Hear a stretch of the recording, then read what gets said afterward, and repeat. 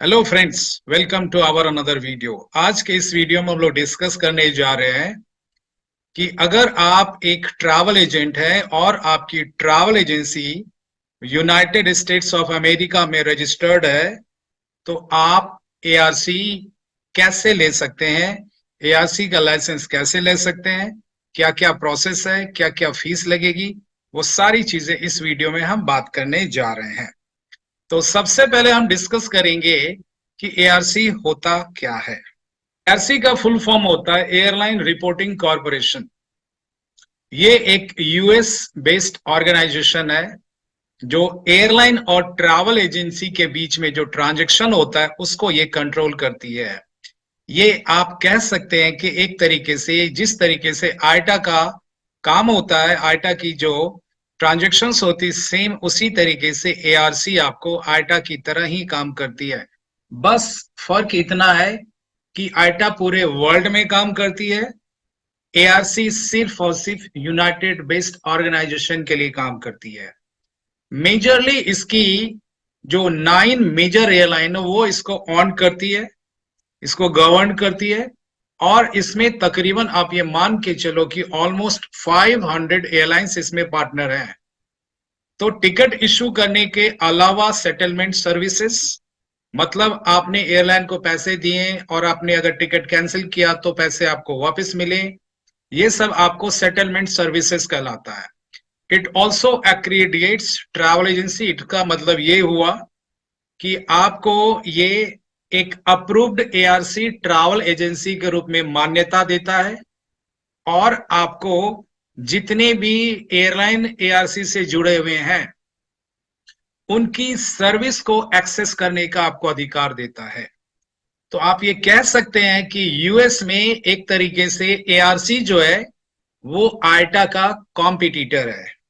तो जो भी ट्रैवल एजेंट जो यूएसए में अपनी ट्रैवल एजेंसी खोलना चाहते हैं या ऑलरेडी ट्रैवल एजेंसी खोल चुके हैं और एआरसी की सर्टिफिकेट लेना चाहते हैं, एआरसी अप्रूव्ड होना चाहते हैं, उनके लिए ये वीडियो बहुत ही फायदेमंद होगा। तो सबसे पहले हम जानेंगे कि इसमें क्या क्या बेनिफिट मिलता है। तो पूरा ग्लोबल रिकॉग्निजेशन मिलती है। इसका मतलब ये हुआ कि आपको पूरे वर्ल्ड में आपकी एजेंसी को एक पहचान मिलती है, आप एक ऑथराइज हो जाते हो, आप एयर टिकट के अलावा होटल की बुकिंग, क्रूज और भी कई सारी चीजें हैं जिसकी आप बुकिंग कर सकते हो अगर आपके पास एआरसी का अप्रूवल मिल जाता है, अगर आप ऑथराइज हो जाते हैं। तो हम बात करेंगे एलिजिबिलिटी, यानी हम क्या करें, क्या क्या हम डॉक्यूमेंटेशन दें, क्या क्या चीजें दें कि हम एलिजिबल हो जाएं और हम एआरसी के लिए अप्लाई कर सकते हैं और एआरसी की लाइसेंस हम ले सकते हैं।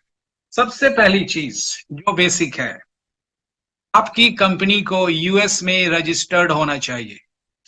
इसके अलावा यूएस के कुछ आइलैंड्स हैं जिनके मैं नाम लेना चाहूंगा। US virgin islands, Puerto Rico और अमेरिकन सामोआ, ये कुछ हैं जो अमेरिका की मेन लैंड से अटैच नहीं है, बट अगर आप यहां भी हैं तो आप यहां से भी आप अप्लाई कर सकते हैं।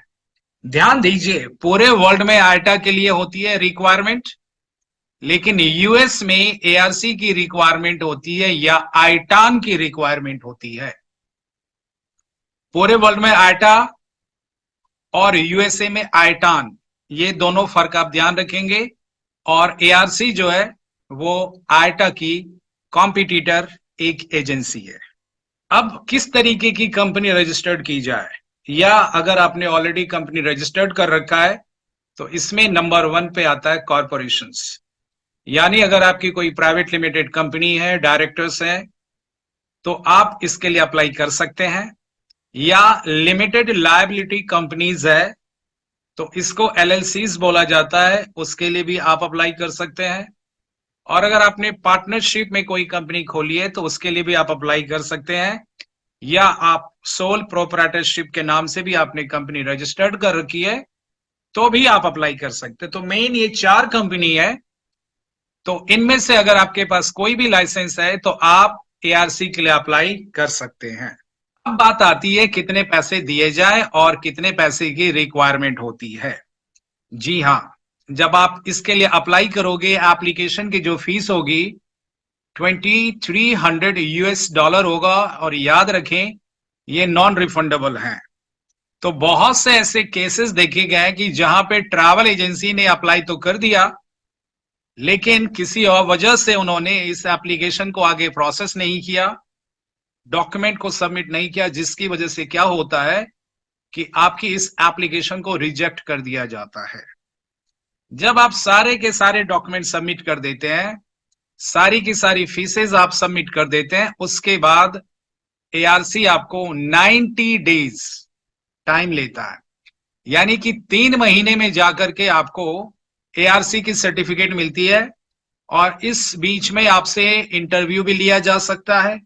ये इंटरव्यू फिजिकल भी हो सकता है या ये इंटरव्यू ऑनलाइन भी हो सकता है, ये देखने के लिए कि जिस ट्रैवल एजेंसी को आप सर्टिफिकेट दे रहे हो क्या वो कैपेबल है, क्या वो एस्टेब्लिश्ड है या नहीं है, क्या उनके पास ट्रेन्ड स्टाफ है या नहीं है, इन सभी चीजों को देखना उनको रिक्वायरमेंट होती है। तो जब आप अप्लाई करते हैं और 2300 यूएस डॉलर पे कर देते हैं, उसके बाद वो आपसे बॉन्ड मांगते हैं, यानी बैंक गारंटी मांगते हैं, जिसको फाइनेंशियल इंस्ट्रूमेंट बोलते हैं। तो ये एक बॉन्ड के रूप में आप उनको दे सकते हैं, या लेटर ऑफ क्रेडिट, या कैश सिक्योरिटी डिपॉजिट भी आप कर सकते हैं। तो ये अमाउंट 20,000 यूएस डॉलर के आसपास होती है। अगर आप इसको इंडियन करेंसी में कन्वर्ट करते हैं तो ये तकरीबन 16 से 17 लाख के आसपास बैठता है। तो ये एक तरीके का बॉन्ड है, एक तरीके की बैंक गारंटी है।